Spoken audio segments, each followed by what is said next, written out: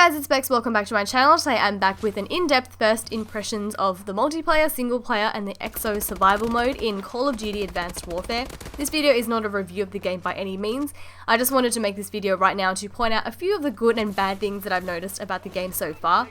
Now if you watch my videos regularly, you'll know that I always try and be as objective as possible. It is my first impressions, so my opinion of the game might change as I play. In general, I have a lot more positive things to say towards the end of the video because I'm not gonna lie, my multiplayer experience has been pretty average so far. Now first we're gonna talk about the multiplayer. So just with any other Call of Duty, I think that the pace of the game just really depends on how much people are willing to move. Advanced Warfare can be very intense and fast paced. You die very fast in this game. It's been months since I've played Call of Duty, but I feel like you die a lot faster in Advanced Warfare than you did in Call of Duty Ghosts. One thing that I know for sure is that it definitely doesn't take as many bullets to kill as it did in Black Ops 2, which in my mind is a good thing because I don't like FPS games where I have to empty my entire clip for the enemy to die. Although you die really fast in Advanced Warfare, I think that with the movement of this game, you can run away pretty easily, and because you die very fast, I think that you have to have very good aim.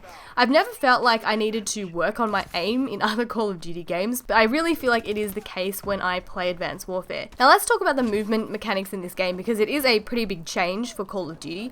I think that aside from just having something that's new, I really don't understand the point in having the double jump and the strafing movement in the game. I feel like it doesn't make it any more fun than in regular Call of Duties where you just like walk on the ground. I think the reason why I think that there's no real point in having the extra movement mechanics in the game is because when I get killed, I'm not really thinking, oh, I got killed because I'm not, moving well enough and I really need to work on my maneuvering skills or that sort of thing, but it's just simply because my aim was worse. To me, I think that the double jump and the strafing definitely adds a very interesting dynamic to Call of Duty, but I always think that at the back of my mind, I'm thinking, eventually it will just make it easier and easier for people who like camping to camp. Obviously because you can get to higher points in the map, points where traditionally might not have been accessible to people who like camping, but because of the movement, you can get there now. I think that anyone who said that the spawns in Advanced Warfare are fine are just lying or they haven't really played the game enough. This game to me has just normal Call of Duty spawns. I've spawned right beside enemies who I've just killed and vice versa. I've also spawned right into gunfights, so my teammate is in the middle of a gunfight and I spawn right next to my teammate. One thing that I find really weird is that it's so action-packed sometimes, but it's not really in a really fun way. It's more like in a, oh great, you just popped out of nowhere and I had no chance, and it just happens over and over again.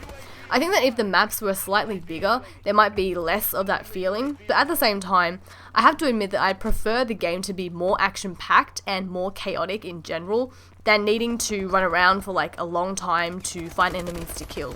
The maps in general are pretty nice. I feel like there's more detail in the maps than normal Call of Duties.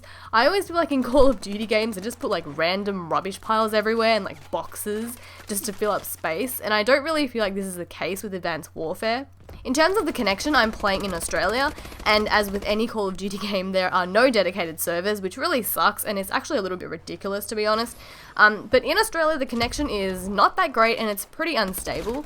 Sometimes if you look at the scoreboard in the middle of the game, you'll see it go from red to green, so it'll go from 1 bar to 4, and then it'll go to 2 to 3, so it's really unstable, but at the end of the match, it'll just show that everyone's on 4 bars again, which really wasn't the case during the match. Now I'm going to move on to single player. There won't be any spoilers about the story, or I won't give anything away, so don't worry, but if you don't want to see anything from the campaign, just feel free to listen. So I played about an hour of the single player, and I really, really enjoy it. I think that the world that they've created is very interesting, and the premise of the story is very engaging. I haven't actually played a Call of Duty campaign before because none of them have really interested me in the past, but I was really excited to try out Advanced Warfare's campaign, and I can't really compare it to any of the previous campaigns because I obviously haven't played it, but my friend who has played a lot of the previous Call of Duty campaigns has said that Advanced Warfare's campaign is a lot better than the previous ones. I'm really excited to finish the campaign, and I really like that Kevin Spacey's in it. I think that he's a great actor, and I would be very, very surprised if I end up disliking the story. One thing that I didn't consider before I got my hands on the game was that there was actually a EXO survival mode. You can actually play a co-op survival mode with up to 4 players, and what I really like about this survival mode is that every wave is different. It's really fun, and you know, the reason why it's different and fun, I think, is because they put like mini objectives. So sometimes you have to like defuse bombs, sometimes you have to defend an objective, and other times you have to like pick up dog tags and stuff. And other times there's just variations to enemies, so there'll be like cloaked enemies, and also there'll be like a group of canine units that like charge at you and stuff like that. And the enemies don't just stand there, so it's not a traditional survival mode where you just stand there, you sort of like have a base, and you just stand there and like blindly shoot. There's a lot of variation, and I think that if you've played Modern Warfare 3 Survival, the Advanced Warfare Survival mode is a lot more fun. So I guess that's it with my impressions video as of now. I definitely will be playing this game over the next couple of days, and you'll probably see more videos about Advanced Warfare over the next couple of weeks or so. I hope you guys have enjoyed this video. Hopefully you found it useful. Let me know what you guys think about the game in the comment section down below.